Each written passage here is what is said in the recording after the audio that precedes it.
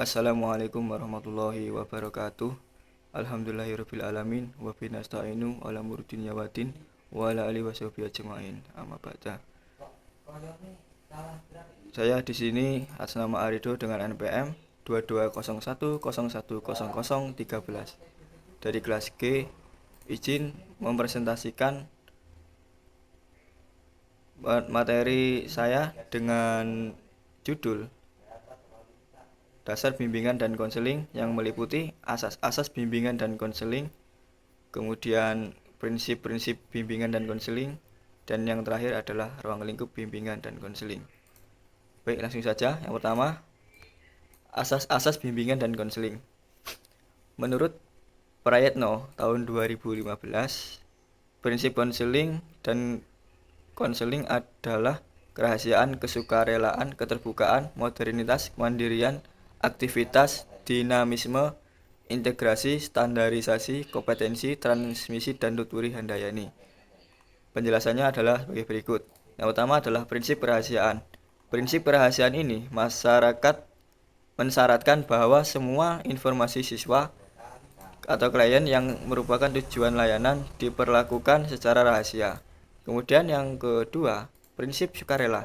Jika prinsip kerahasiaan benar-benar tertanam dalam diri mahasiswa atau klien, maka ada harapan kuat bahwa mereka yang bermasalah akan secara sukarela membawa masalah tersebut kepada dosen untuk dimintai nasihat. Kemudian yang ketiga, prinsip keterbukaan. Kepemimpinan dan konseling yang efektif hanya terjadi dalam suasana keterbukaan. Kemudian yang keempat, prinsip modern. Masalah individu yang dibahas adalah masalah yang diketahui, bukan masalah masa lalu dan bukan masalah yang akan muncul di masa depan. Kemudian yang kelima, prinsip kemandirian. Dalam menawarkan jasa mentoring, kemandirian mentor harus selalu diperhatikan agar mentor tidak bergantung pada orang lain, terutama mentor atau coach. Kemudian yang keenam, prinsip operasi. Pekerjaan konseling tidak banyak menghasilkan buah jika orang yang didampingi tidak bertindak untuk mencapai tujuan konseling. Kemudian yang ketujuh, dasar dinamika. Pekerjaan orientasi dan konseling membutuhkan perubahan pada orang yang akan diasuh. Kemudian yang kedelapan, prinsip integrasi. Tawaran orientasi dan konseling memadukan aspek-aspek yang berbeda dari apa yang dikonseling. Karena konseling diketahui memiliki aspek-aspek yang berbeda. Kemudian yang kesembilan, prinsip standar. Kegiatan musyawarah tidak boleh bertentangan dengan norma yang berlaku, baik norma agama, norma adat, norma hukum, norma ilmu pengetahuan maupun kebiasaan sehari-hari. Kemudian yang ke-10, prinsip fakultas. Manajemen dan konsultasi bisnis secara teratur, sistematis, dan menggunakan teknik dan instrumen yang tepat. Kemudian yang 11, dasar gerakan tangan.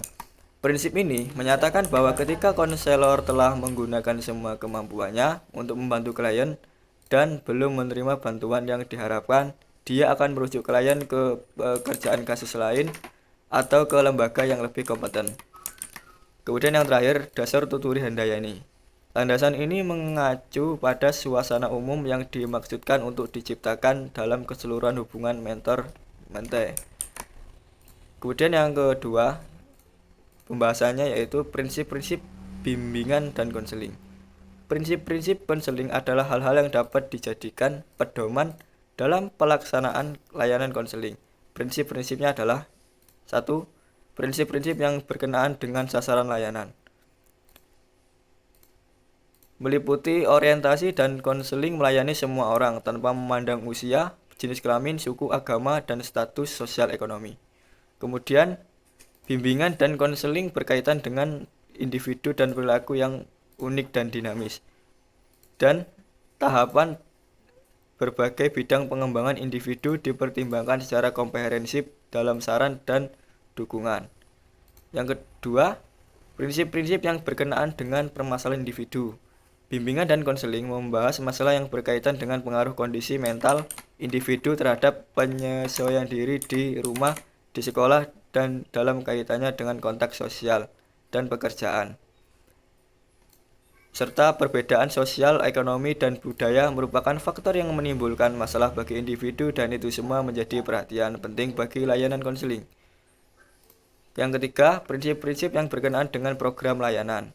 yang meliputi bimbingan dan konseling merupakan bagian integral dari pendidikan dan pengembangan individu. Dan program bimbingan dan konseling harus fleksibel dan disesuaikan dengan kebutuhan individu, masyarakat, dan lembaga. Serta program orientasi dan konseling diselenggarakan secara berkesinambungan dari jenjang pendidikan yang paling rendah hingga yang paling tinggi.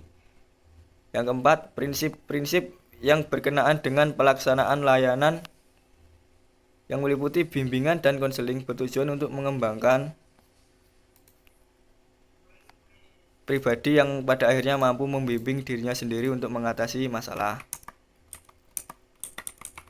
Kemudian keputusan yang diambil individu dalam proses bimbingan dan konseling harus mencerminkan kehendak individu itu sendiri, bukan kehendak pembimbing atau pihak lain. Kemudian pembahasan yang terakhir yaitu mengenai ruang lingkup bimbingan konseling.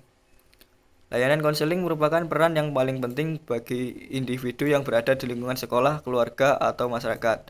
Oleh karena itu, menurut Abu Bakar M. Ludin tahun 2010, ruang lingkup pemberian nasihat dibagi menjadi dua, yaitu yang